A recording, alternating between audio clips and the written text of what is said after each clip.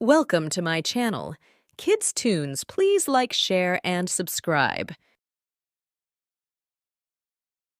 रामनगर गांव में एक मछुआरा रहता था जिसका नाम लखन था। वो अपनी पत्नी निर्मला के साथ रहता था और मछलियां बेचकर अपना गुजारा करता था। लखन का एक दोस्त था देव। वो भी लखन की ही तरह मछलियां बेचकर अपना गुजारा करता था, लेकिन कई दिनों से उनके जाल में एक भी मछली नहीं फंस रही थी, जिस वजह से वो दोनों परेशान हो गए थे। एक दिन वो बहुत निराश हो गए और अपने अपने घर वापस गए। लखन जैसे ही अपने घर पहुंचा, अपनी पत्नी को बुलाने लगा। निर्मला, निर्मला, अरे कहाँ हो? जरा पानी लेकर आओ, बहुत प्यास लग रही है। जी लाई। निर्मला पानी लेकर बाहर आई और बोली, जी लीजिए पानी, और लाइए थोड़े पैसे दीजिए, मैं कुछ खाने का सामान ले आती हूँ। आज फिर एक भी मछली मेरे हाथ नहीं लगी। मेरे पास आज भी 1 रुपया नहीं है। क्या आज एक भी मछली नहीं मिली? मुझे लगता है इस तालाब की सारी मछलियाँ उस नदी में चली गई हैं। हाँ, मुझे भी यही लगता है कि तालाब की सारी मछलियाँ नदी में चली गई हैं। कल से मैं उसी नदी से मछलियाँ पकड़ने जाऊंगा। हाँ, कल से आप भी वहीं जाना, लेकिन पहले खाना खा लो। दोनों खाना खाते हैं और सो जाते हैं, लेकिन देव उनकी सारी बातें सुन लेता है और अगले दिन लखन से पहले ही नदी पर पहुंच जाता है। इधर लखन अभी अपने घर पर ही था और नाश्ता कर रहा था। आपको याद तो है ना कि आज आपको उस नदी से मछलियाँ पकड़ने जाना है? हाँ, भाग्यवान याद है। चलो अब मैं जा रहा हूँ, ठीक है? इतना कहकर लखन मछलियाँ पकड़ने के लिए निकल जाता है और थोड़ी ही देर में वो उस नदी पर पहुंच गया। तभी उसे वहाँ पर देव दिखाई दिया। देव को देखते ही लखन ने कहा, अरे देव, तुम यहाँ कैसे? वो मुझे गांव के आदमी ने बताया था यहाँ के बारे में। अच्छा, चलो मछलियाँ पकड़ते हैं। तुम उस कोने पर बैठ जाओ, मैं इस कोने पर बैठ जाता हूँ। ठीक है। दोनों एक एक कोने पर बैठ जाते हैं। सबसे पहले देव ने नदी में जाल फेंका और मछलियों के फंसने का इंतजार करने लगा। वहीं दूसरी तरफ जैसे ही लखन ने मछली पकड़ने के लिए नदी में जाल फेंका, उसे जाल थोड़ा भारी लगा। वो जाल खींचने लगा और खुश होकर बोला, अरे वाह, लगता है कोई बड़ी मछली जाल में फंसी है। इसे बेच के तो अच्छे पैसे मिलेंगे। और जाल को खींचने लगता है और जैसे ही जाल को निकालता है, देखता है उसमें एक जानवर की लाश पड़ी है। ये देखकर देव हंसने लगा। देव को हंसता देख वो बहुत दुखी हो जाता है और कहता है, भगवान, मेरी इतनी परीक्षा क्यों ले रहे हो? अगर आज मैं खाली हाथ घर गया तो अपनी पत्नी को क्या खिलाऊंगा? वो बहुत निराश हो जाता है, लेकिन थोड़ी ही देर के बाद वो दोबारा नदी में जाल डालने का फैसला करता है। नदी के पास जाकर वह दोबारा जाल डालता है। इस बार जब वो जाल डालता है तो उसे जाल बहुत भारी लगता है। वो खुश होता है और मन ही मन सोचता है, लगता है भगवान ने सुन ली और इस बार जाल में कोई मोटी मछली भेज दी। चलो जल्दी से जाल खींचता हूँ।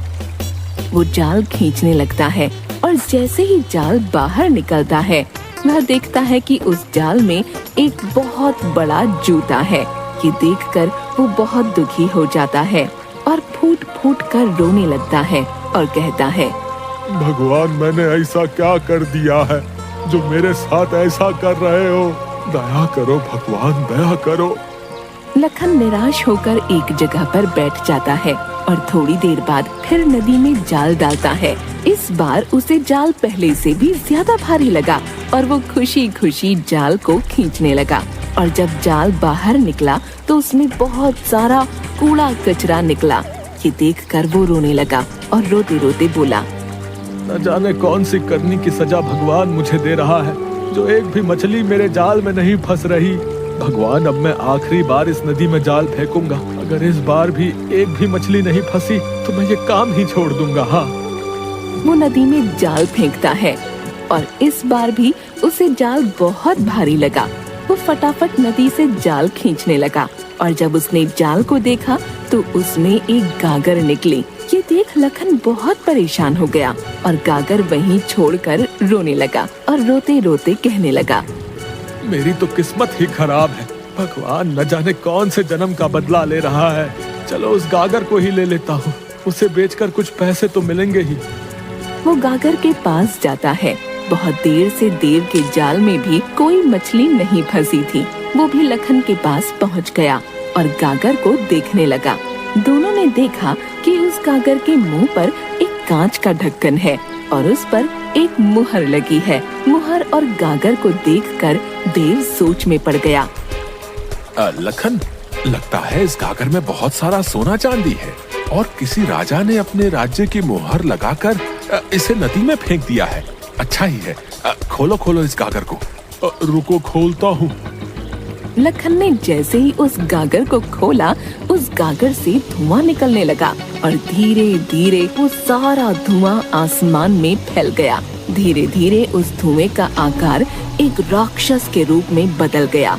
राक्षस को देखकर लखन और देव बहुत डर गए और अपने अपने घर की तरफ भागने लगे। तभी उस राक्षस ने कहा, डरो मत, मैं तुम्हें कुछ नहीं करूँगा। तुमने मुझे इस कैद से मुक्त किया है। मैंने कैसे किया आपको मुक्त? बहुत सालों पहले मैंने लोगों को बहुत परेशान कर रखा था। सब मुझसे परेशान थे, जिससे नाराज होकर राजा इंद्र ने बाबा मनुश्री की मदद से मुझे एक राक्षस बना दिया और इस गागर में कैद कर दिया। इस गागर के ढक्कन पर जो मुहर लगी है वो भी उस बाबा की ही है और उन्होंने ये श्राप दिया कि जब तक तुम्हें इन 3 सवालों के जवाब नहीं मिलेंगे, तुम एक अच्छे इंसान नहीं बनोगे। अब तुमने मुझे इस गागर से तो मुक्त कर दिया, अब तुम्हें मेरे सवालों का जवाब देना होगा। क्या तुम मेरे सवालों का जवाब देने के लिए तैयार हो? अगर तुमने मेरे सवालों के सही जवाब दिए तो जो तुम चाहो मैं वो तुम्हें दूंगा। राक्षस की बात सुनकर देव के मन में लालच आ जाता है और वो बोलता है, राक्षस जी, इस लखन ने आपको मुक्त नहीं कराया, बल्कि मैंने मुक्त कराया है। क्या सच में तुमने मुझे आजाद कराया है? हाँ। एक काम करो, तुम दोनों मेरे सवालों का जवाब दो। तुम दोनों तैयार हो? हाँ, मैं तैयार हूँ। हाँ, मैं भी तैयार हूँ। आप पूछिए। देव, तुम बताओ, लालच क्या है? लालच एक बुरी बला है। हाँ। अच्छा, दूसरा प्रश्न, मुझे गागर से किसने मुक्त कराया था? राक्षस का ये प्रश्न सुनकर देव असमंजस में पड़ गया। वो सोचने लगा, अगर मैंने गलत जवाब दिया तो कुछ नहीं मिलेगा। उसने सोचते हुए कहा, आपको लखन ने गागर से मुक्त कराया है। मुझे पता था तुम झूठ बोल रहे हो, इसलिए मैं तुम्हारे मुंह से ये बात सुनना चाहता था। और अब जब मुझे पता चल गया है कि तुमने अपने लालच के चलते मुझसे झूठ बोला है, तो तुम्हें इसकी सजा मिलेगी और तुम्हारी सजा है मौत। नहीं, ऐसा मत कीजिए राक्षस जी। राक्षस ने उसकी एक न सुनी और उसे मौत के घाट उतार दिया। जिसके बाद उस राक्षस ने लखन से सवाल पूछा, अब तुम मेरे प्रश्न का जवाब दो। बताओ, हवा से भी तेज गति किसकी है? हवा से भी तेज गति है मन की गति। आकाश से भी ऊंचा दर्जा किसका होता है? आकाश से भी ऊंचा दर्जा पिता का होता है भाई। अब आखिरी प्रश्न का जवाब दो। बताओ, ऐसा कौन सा शास्त्र है जिसे पढ़ के मनुष्य बुद्धिमान बनता है? ऐसा कोई शास्त्र नहीं है जिसे पढ़ के मनुष्य बुद्धिमान बन सकता है, बल्कि महान लोगों की संगति से ही मनुष्य बुद्धिमान बनता है। तुमने मेरे प्रश्नों के बिल्कुल सही जवाब दिए। मैं बहुत प्रसन्न हूँ। बताओ, तुम्हें क्या चाहिए? मुझे बस इतना धन चाहिए कि मुझे कभी किसी से उधार न लेना पड़े और मेरे घर में जो भी व्यक्ति आए मैं उसे भोजन करा सकूं। तथास्तु। इतना कहकर वो राक्षस एक साधु के रूप में बदल गया और वहाँ से गायब हो गया। ये तो बिना कुछ दिए ही गायब हो गया और मुझसे सवालों के जवाब भी पूछ लिया। चलो, आज का तो पूरा समय ही निकल गया, शाम भी हो गई, अब घर चलता हूँ। लखन घर की ओर आने लगता है। वो पूरे रास्ते सोचता रहता है कि अब वो क्या करेगा। थोड़ी ही देर में वो अपने घर पहुंच जाता है और देखता है कि जहाँ उसका घर था वहाँ एक बहुत ही आलीशान मकान बन गया है, जिसे देख वो आश्चर्य में पड़ जाता है। तभी उस बंगले से निर्मला निकलती है और कहती है, आ गए आप। अरे भाग्यवान, ये किसका घर है और तुम इस घर में क्या कर रही हो? ये अपना ही घर है, एक साधु बाबा आए थे, उन्हीं का आशीर्वाद है ये सब। अच्छा अच्छा, चलो फिर अंदर चलते हैं। दोनों उस बंगले के अंदर चले जाते हैं और लखन निर्मला को सारी बात बताता है। लखन की बात सुनकर निर्मला कहती है, मुझे लगता है वो राक्षस ही साधु का भेष बनाकर यहाँ आया था और ये सब हमें देकर गया।